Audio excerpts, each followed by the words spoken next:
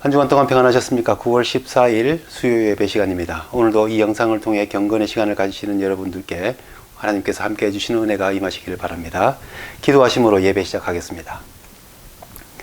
자비로우신 아버지 하나님, 오늘도 저희를 주님의 말씀 앞으로 불러주시니 감사드립니다. 은혜로우신 아버지 하나님, 저희에게 믿음을 주시사 저희의 삶에서 모든 염려와 근심을 주님께 맡기고 주님의 의와 주님의 뜻을 구하는 거룩한 백성 되게 하심을 감사드립니다. 비록 연약한 육신을 입은 몸으로서 삶의 모든 아픔과 어려움을 지니고 있지만 그것으로 염려거리로 삼지 않고 주님께 맡기며 주님의 도우심을 따라 살게 하신 것은 저희에게 큰 위로와 소망이 됨을 믿습니다. 저희에게 믿음을 다하사 세상의 삶으로 인해 근심하고 염려하는 삶이 아니라 하나님을 믿으니 또 나를 믿으라 하신 주님의 말씀 따라 근심을 이기는 삶이 되게 하여 주옵소서. 하오나 각자의 삶과 교회와 나라를 생각할 때에 하나님의 뜻대로 하는 근심이 필요한 것을 또한 기억하게 하옵소서. 주님의 뜻이 저희 삶 속에 저희 교회와 나라 위에 바르게 이루어질 수 있기 위한 열심을 위하여 하나님의 위로와 회복을 필요로 하는 곳을 위하여 기도하고 믿음의 삶을 노력하는 저희가 되게 하여 주옵소서. 오늘도 우리 모든 성도들을 위해 기도합니다. 주님의 구원을 기억하고 감사하는 믿음의 자녀로서 주님께서 원하시는 일들을 기뻐하는 참된 주님의 백성 되게 하옵소서. 모든 삶에서 항상 주님을 중심에 모시고 사랑과 격려로서 화목을 이루는 가정과 교회 되게 하여 주옵소서. 오늘도 이 영상을 통해 예배드리며 시간을 주님께 드릴 때에 성도들의 마음과 정성을 기쁘게 받아 주시옵소서. 예수님 이름으로 기도드립니다. 아멘. 찬송가 218장 내 마음과 정성을 다하여서 함께 찬송하시겠습니다.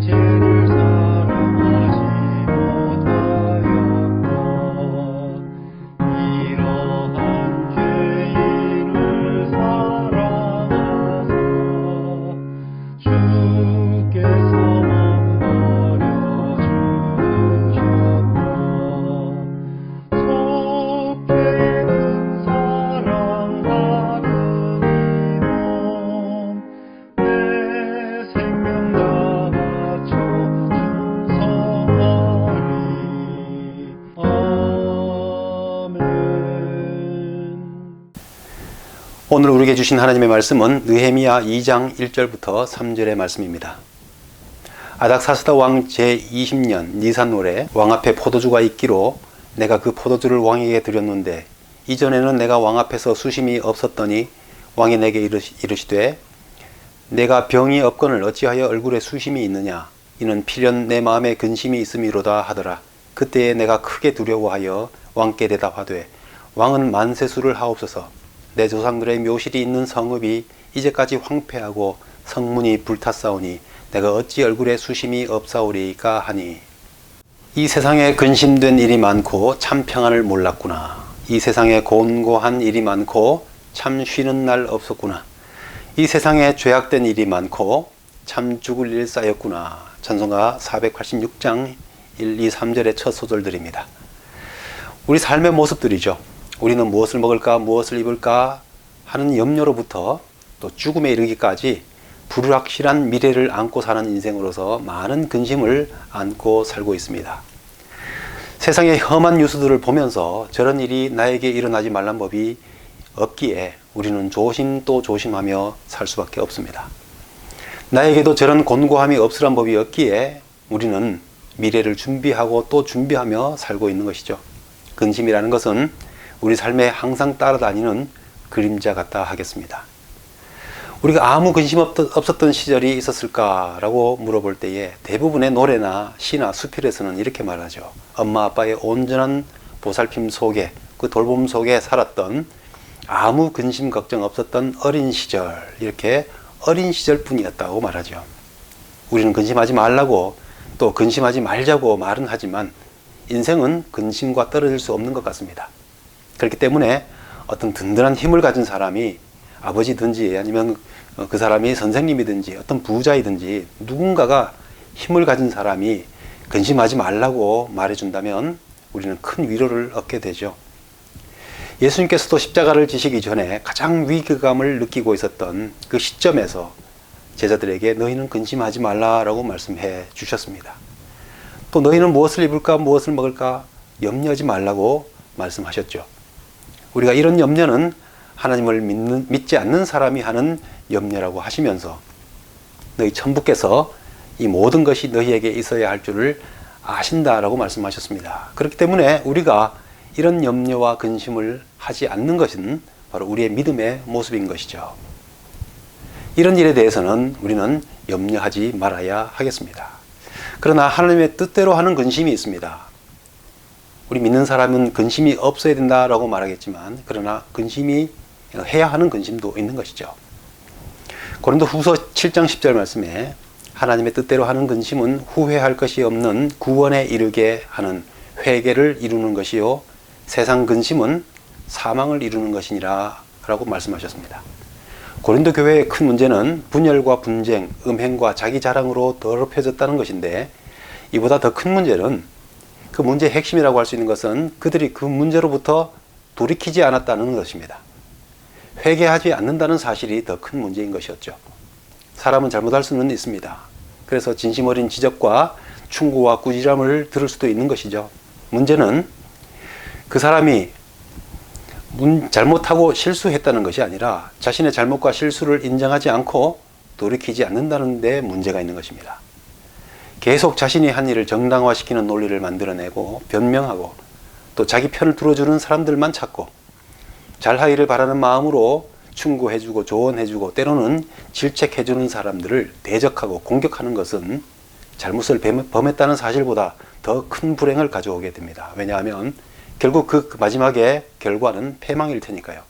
그래서 사필귀정이라는 말이 있는 것입니다. 사도 바울은 고린도 교회 성도들을 돌이키기 위해서 많은 애를 썼습니다. 그래서 고린도전서로 우리에게 알려져 있는 이 편지도 보내고 또 그 후에 직접 고린도 교회를 방문하기도 했습니다. 그런데 그의 방문은 소위 가슴 아픈 방문이라는 타이틀이 붙을 만큼 그에게도 상처가 되고 말았습니다. 적대자들이 바울을 모함하면서 더 몰아붙였고 고린도 교회 성도들은 그들에게 동조하거나 아니면 침묵하면서 바울의 편에 서지 않았기 때문입니다. 그래서 마음의 상처를 입고 돌아왔던 사도 바울이 우리에게 지금은 전해지지 않지만은 성경의 표현대로 눈물의 편지라고 하는 그 편지로 알려진 준엄한 편지, 어조가 좀 과격하고 그래서 성도들에게 좀 고통을 주는 그런 편지를 보냈습니다. 그러나 고린도후서 7장 8절에 있는 것처럼 내가 편지로 너희를 근심하게 한 것을 후회하였으나 라고 했던 것처럼 너무 과격한 편지를 보낸 게 아닌가, 그래서 성도들의 마음에 근심을 준 것이 아닌가 후회를 했다고 했습니다. 그런데 사도 바울 일행이 마게도니아에 이르렀을 때에 디도가 도착해서 전해준 고린도 교회의 소식은 사도 바울을 크게 기쁘게 하였던 것입니다. 디도가 전해준 고린도 교회의 소식은 7장 7절 말씀처럼 너희의 사모함과 애통함과 나를 위하여 열심 있는 것을 우리에게 보고함으로 나를 더욱 기쁘게 하였느니라 라고 했습니다.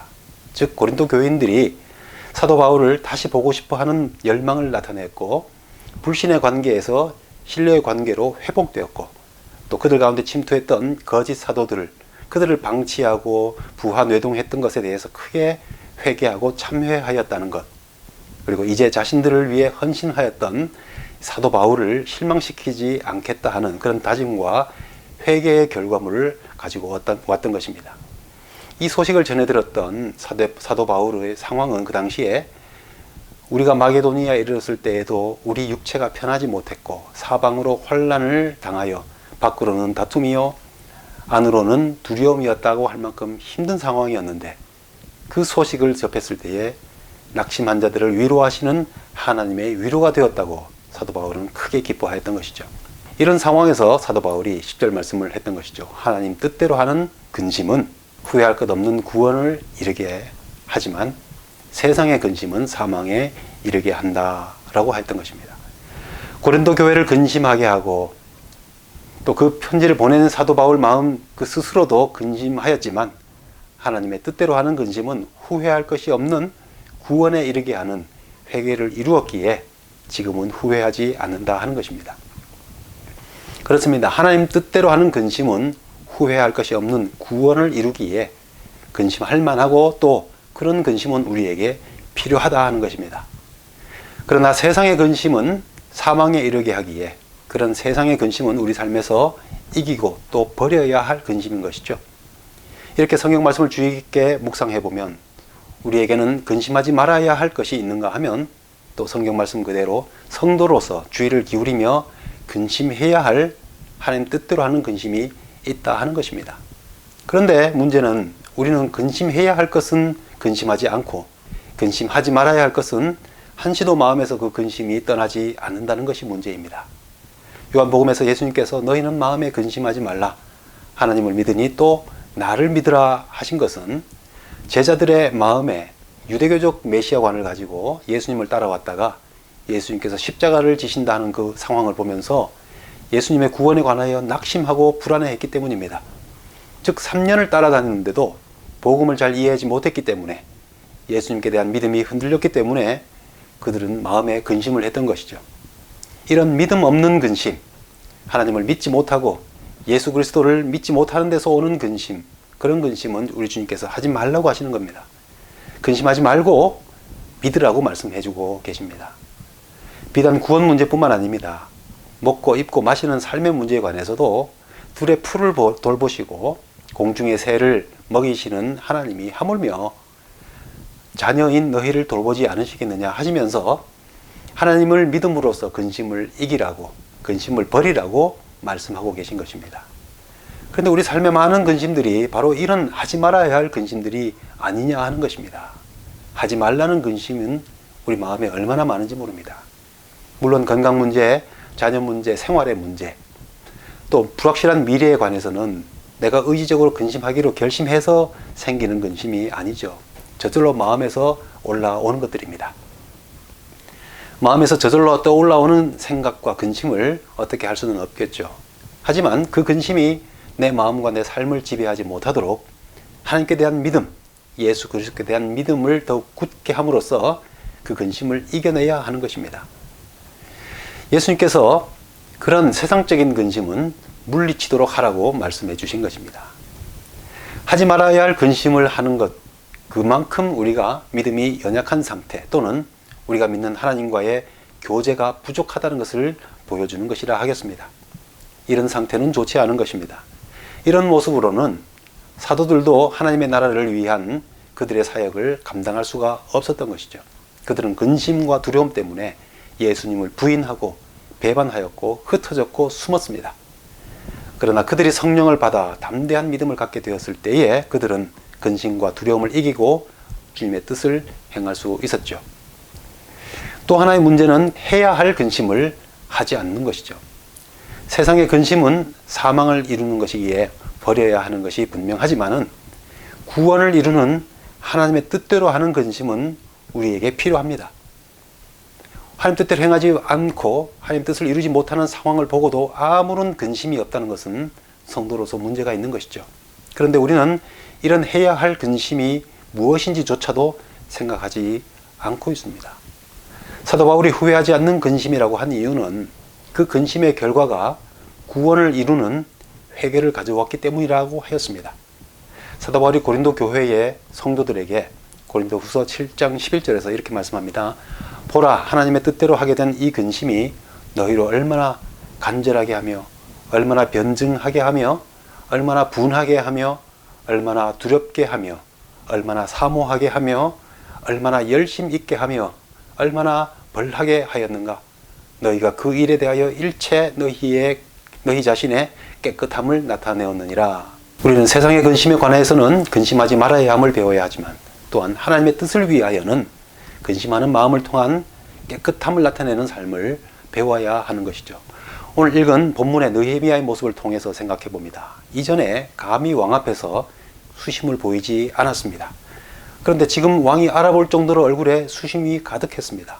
왕 앞에서 슬픈 기색을 나타내는 것은 금기였죠. 자칫 목숨을 잃을 수 있는 중죄에 해당됩니다.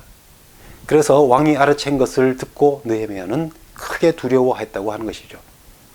그만큼 느헤미야의 마음에 황폐한 채 버려진 예루살렘을 향한 마음이 크고 간절했다 하는 것입니다. 그래서 그 마음을 숨기지 못한 것이죠. 그런데 느헤미야는 예루살렘 소식을 들었을 때 간절한 마음으로 기도할 때에 그 기도의 마지막에 오늘날 종으로 형통하여 이 사람들 앞에서 은혜를 입게 하옵소서라고 기도했었는데 하나님께서 바로 그 기도에 응답하셨기 때문에 왕이 오히려 신하의 얼굴빛을 살펴주면서 세심하게 배려해 주었던 것입니다. 하나님의 뜻을 위한 느헤미야의 근심은 느헤미야로 하여금 어떤 모습으로 그의 사명에 임하게 하였습니까? 간절한 모습이었죠. 하나님의 뜻대로 하는 근심은 죄를 느끼고 돌이키고 고치고 회개하고자 하는 그런 마음이 간절하게 됩니다. 느헤미야가 예루살렘의 소식을 들었을 때에 1장 4절을 보시면은 앉아서 울고 수일 동안 슬퍼하며 하늘의 하나님 앞에서 금식하며 기도하였다고 했습니다. 그리고 그 기도의 내용은 우리 이스라엘 자손이 주께 범죄한 죄들을 자복하오니 주는 귀를 기울이시며 눈을 여시사 종의 기도를 들으시옵소서. 이스라엘의 구원을 위한 간절함으로 인해 울고 슬퍼하며 회개하는 기도를 했습니다. 느헤미야의 마음속에 하나님의 뜻을 따라 했던 그 근심으로 말미암아 간절한 마음으로 나라를 위하여 예루살렘을 위하여 기도하고 회개하는 마음이 있게 된 것이죠. 또한 분한 마음도 갖게 됩니다. 느헤미야가 예루살렘 성벽을 쌓아가는 과정 속에서 이를 방해하는 안팎의 대적자들이 많이 있었습니다. 느헤미야는 바로 하나님의 뜻을, 하나님의 일을 가로막는 그들의 생각과 판단과 행동들에 대하여 분한 마음을 가졌죠. 바깥에 있는 적들이 저들의 건축하는 성벽은 여우가 올라가도 곧 무너지리라 하면서 비웃고 조롱하고 하나님의 사역을 방해하고 낙심하게 만들었습니다. 그때 그들에 대하여 분한 마음을 가졌죠. 또 내부에서도 같은 이스라엘 사람임에도 불구하고 자신들의 이익만 생각하면서 율법을 범하는 지도자들과 백성들이 많이 있었습니다. 바로 그러한 행위에 대해서 느헤미야는 분한 마음을 품었습니다. 하나님 뜻대로 행하지 않고 하나님의 뜻을 방해하는 일에 대해서 분한 마음을 가졌던 것이죠. 이스라엘과 블레셋이 전쟁할 때에 골리앗이 하나님의 나라와 하나님과 하나님의 백성을 조롱하였습니다. 골리앗의 조롱에 이스라엘은 기가 죽어서 의기소침하여서 있었습니다. 다윗은 골리앗에 대해서도 그렇게 의기소침해서 기죽고 있는 하나님의 백성 이스라엘에 대해서도 분한 마음을 가졌다 했습니다. 하나님의 뜻을 막는 사단의 생각과 역사에 휘둘리면서 믿음을 보여주지 못하는 우리 자신이나 어떤 상황에 대해서 분한 마음을 갖게 되는 것, 그것은 하나님의 뜻에 따라 근심하는 사람에게 일어나는 모습인 것입니다. 또한 열심히 있게 합니다. 느헤미야는 성벽을 건설하는 일에 정말 열심이었습니다. 느헤미야 2장 12절 말씀에 보면 내 하나님께서 예루살렘을 위해 무엇을 할 것인지 내 마음에 주신 것을 내가 아무에게도 말하지 않고 밤에 일어나 몇몇 사람만 데리고 성벽을 정찰하러 나갔다 했습니다. 그렇게 성벽이 완공되기까지 시작부터 끝 마지막까지 느헤미야는 정말 열심히 일했습니다. 총독으로서의 녹도 받지 않으면서 그는 정말 열심을 다해 예루살렘을 세우는 일을 위해 힘써 일했습니다. 사도 바울의 편지를 받았던 고린도 교회 성도들이 하나님의 뜻대로 근심한 결과 다시 사도 바울이 전한 그 복음에 대한 열심을 회복하였다고 했습니다. 사도 바울의 사역을 위해 섬기는 일에 열심을 내게 되었다고 했습니다. 이렇게 하나님의 뜻대로 하는 근심은 간절한 마음을 갖게 하고 하나님 뜻대로 이루어지지 않는 그 사탄의 역사에 관한 분한 마음도 갖고, 그러나 주님의 뜻을 이루기 위해서 우리가 해야 할 일들에 대해서 열심을 내는 마음을 갖게 한다 하는 것입니다. 우리 삶에서 하나님 뜻대로 근심해야 할 일들이 참 많이 있습니다. 우리 개인적인 삶을 한번 살펴보시기 바랍니다. 여전히 하나님을 믿는다라고 말하면서도 세상 근심에 흔들리는 모습이 있지 않은가. 만약에 내 삶 속에 그런 모습이 있다면 그런 우리 자신의 믿음에 대해서 근심하는 마음이 필요합니다. 주님께서는 근심하지 말라고 하나님을 믿으니 곧 또 나를 믿으라 하셨음에도 불구하고 세상 근심으로 믿음이 흔들리는 모습, 세상 근심거리에만 마음을 두고 관심을 두고 거기에 일희일비하면서 매달리는 삶을 살고 있다면 우리는 그런 내 삶에 대해서 근심해야 합니다. 부자가 많은 곡식을 추수한 다음에 창고를 더 짓고 뭐라고 했습니까? 내 영혼아, 여러 해 쓸 물건을 많이 쌓아두었으니 이제 편히 쉬고 먹고 마시며 즐기자라고 했습니다. 그때에 하나님은 어리석은 자여, 오늘 밤에 내 영혼을 도로 찾으리니 그러면 내 준비한 것이 누구의 것이 되겠느냐라고 했다고 했습니다. 자기를 위하여 부여하고 하나님께 대하여 부여하지 못한 자가 이와 같다 하였는데, 우리 모습 속에 이런 모습이 있지 않은지 우리가 잘 살피면서 우리의 부족한 믿음 없는 모습들, 세상에 대하여 근심하고 있는 모습이 있다면 그런 우리 자신의 모습에 대해서 근심하는 마음이 있어야 합니다. 그렇게 해서 우리를 하나님께 대하여 부여하게 하는 마음으로 회복하게 할 후회 없는 근심이 되게 해야 하는 것이죠. 교회와 나라를 위해 하나님의 뜻대로 하는 근심이 필요합니다. 자신을 포함해서 오늘날 교회와 성도들이 하나님을 바르게 섬기고 예배하고 주님 뜻대로 사는 일에 대해서 어떤 모습인지를 생각하면서 근심하는 마음이 필요합니다. 교회가 연약해져 가고 있는데, 섬기는 사람이 없어져 가고 있는데, 세상에 대한 복음의 영향력이 약해져 가고 있는데 아무런 근심이 없다면, 근심하기는커녕 세상의 입장대로 같이 교회를 비판하는 대열에 있다면 문제가 있는 것이죠. 비판의식이 필요하지만 더 필요한 것은 하나님 뜻대로 근심하면서 교회에 대해서 간절해하고 또 하나님 뜻대로 되지 못하는 여러 방해에 대해서 분해하고 열심을 내는 사람이 필요합니다. 나라를 위한 일도 마찬가지죠. 거짓과 위선과 불법이 판을 치고 자기 이익만을 위한 그런 사람들이 입법, 사법, 행정 모든 분야에서 나라의 토대를 흔들고 국민의 삶에 고통을 주는 모습을 보게 될 때에 근심하며 나라를 위해 기도하고 간절한 마음을 갖는 것, 성도에게 필요한 근심인 것입니다. 그런 불법적인 일에 대해서 분해하는 마음을 갖고 내가 할 수 있는 올바른 일이 무엇인지를 찾으면서 하나님 뜻대로 근심하는 마음이 성도들에게 필요한 근심인 것입니다. 디모데후서 3장에서 이렇게 말씀합니다. 내가 이것을 알라. 말세에 고통하는 때가 이르리니 사람들은 자기를 사랑하며 돈을 사랑하며 자긍하며 교만하며 회방하며 부모를 거역하며 감사치 아니하며 거룩하지 아니하며 무정하며 원통함을 풀지 아니하며 참소하며 절제하지 못하며 사나우며 선한 것을 좋아하지 아니하며 배반하며 팔며 조급하며 자고하며 쾌락을 사랑하기를 하나님 사랑하는 것보다 더하며 경건의 모양은 있으나 경건의 능력은 부인하는 자니 이 같은 자들에게서 내가 돌아서라 라고 하였습니다. 이 말씀이 요즘처럼 우리 현실에서 분명하게 나타나고 있는 때가 있을까 싶은 그런 시대를 살고 있습니다.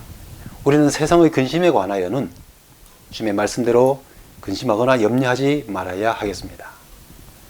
그러나 하나님의 구원을 이루어 참된 하나님의 백성, 참된 하나님의 교회, 하나님의 공동체를 세우는 일을 위한 하나님의 뜻대로 하는 근심은 특히 죄악을 보고도 죄라고 생각하지 않는 이 시대에 더욱 절실히 필요한 것입니다. 하나님을 믿으니 또 나를 믿으라 하시는 주님의 말씀대로 세상의 근심에 대하여는 믿음으로 이기는 성도가 될 수 있기를 바랍니다. 또한 느헤미야처럼 사도 바울처럼 구원받은 성도의 삶을 위해서 또 교회를 바르게 섬기고 사랑하고 하나님의 뜻을 나타내는 교회가 되게 하기 위해서 그리고 이 사회와 국가가 하나님의 뜻 위에 바르게 세워줄 수 있기 위하여서는 하나님의 뜻대로 하는 근심을 할 수 있는 그런 성도가 될 수 있어야 하겠습니다. 이렇게 하나님의 뜻대로 하는 근심을 통해서 사도 바울이 느꼈던 구원의 큰 기쁨을 우리 함께 얻게 되기를 바랍니다. 하늘에 계신 우리 아버지여, 이름이 거룩히 여김을 받으시오며 나라의 임하옵시며 뜻이 하늘에서 이룬 것 같이 땅에서도 이루어지이다. 오늘날 우리에게 일용할 양식을 주옵시고 우리가 우리에게 죄 지은 자를 사하여 준 것 같이 우리 죄를 사하여 주옵시고 우리를 시험에 들게 하지 마옵시고 다만 악에서 구하옵소서. 대개 나라와 권세와 영광이 아버지께 영원히 있사옵나이다. 아멘.